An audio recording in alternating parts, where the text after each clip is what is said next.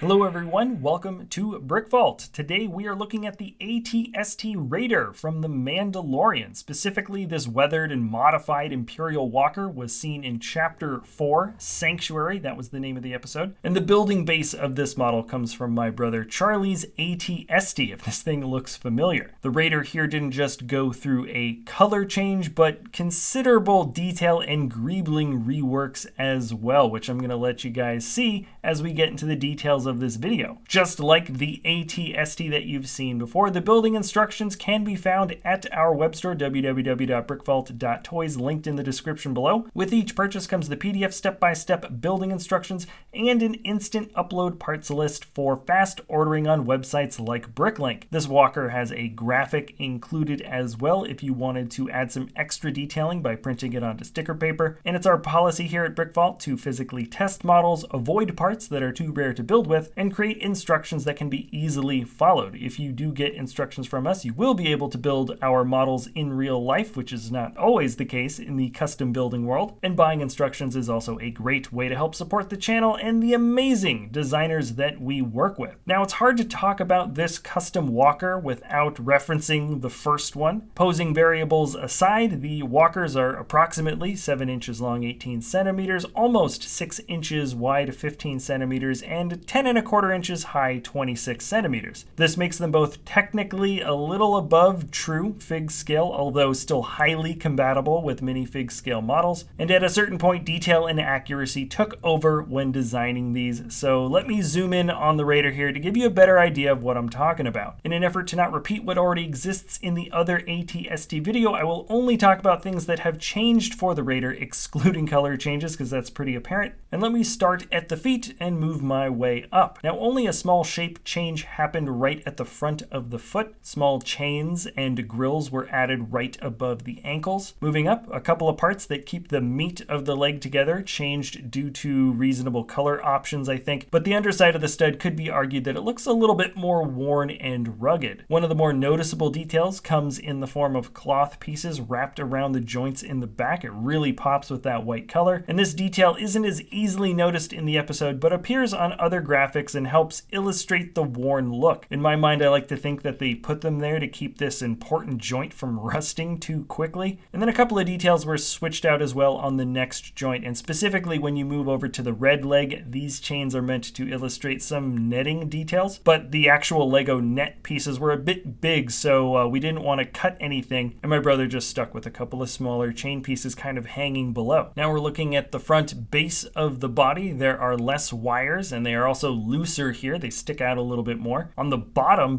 there is another chain piece that can be seen. In the back, some pieces were switched around for connection purposes, and the same can be said for much of the greebling on the back of the head. That comes in the form of tiles, plates, slopes, some modified bricks, and most noticeably here, the printed round tiles. Power rerouting must have been necessary for this Raider around the cockpit at some point because either side of the head has some external wires. Again, this comes in the form of whip pieces. They're not totally symmetrical. More part switches and additions are on the top of the head. My personal favorite external detail is in fact in the front, with the small connection holding up one of the eyelids, for lack of a better term. The main custom sticker also adds quite a lot to the look of the walker here, but it doesn't add quite as much as this. The glowing red eyes crashing through the forest looked amazing, and it helped sell the AT-ST Raider as some kind of great beast that must be slain. You know, that's a thematic thing that happens in almost half of all the Mandalorian episodes, but let's just say for argument's sake, the red eyes were some kind of night vision setting for the pilots or something. It was a pretty awesome effect in the show, and I think it turned out really well for this model. And the nice thing is that this function is achieved very simply. You take the top off where the red light brick is attached, and all you do is pop it off here, turn it around, and attach it to the exact same spot again. I know I don't have to tell you this, but the glowing red eyes effect works best in low light settings, and turning the head from side to side so you can see it in as many angles as possible. I'm just trying to show you that there is not a lot of bleed through light between the bricks. As far as I'm concerned, a glowing red cockpit makes every ship look cooler, whether it's Lego or just in any sci-fi fantasy universe. But let me get into more functions. The pilots don't mix with the red light. There's only enough space for either the light or the pilots. And like the last walker, it's extremely cozy for the figs, but you can see their heads through the openings in the front, which is a pretty fun effect too. Aside from either of the rotating weapons on the walker's head, the real function of this model is its ability to pose itself. In the other AT-ST video, I go a bit more in depth about all the different articulating joints and how it compares to the other Lego models, but suffice it to say this walker has a lot of freedom to move around. That means you can adjust the AT-ST Raider in terms of height. The ratcheted joints in the back upper part of the leg can be articulated here along with the other two joints that attach it to the main part of the body. The ankles can move around, and generally speaking, what I like to do is keep the feet planted and work my way up the model. Not only can this walker raise and lower itself by pretty dramatic degrees, but the legs themselves can cant inwards and the back knee joints can buckle inwards or splay outwards depending on how you want to pose it. This gives a bit more expression to this machine. It really does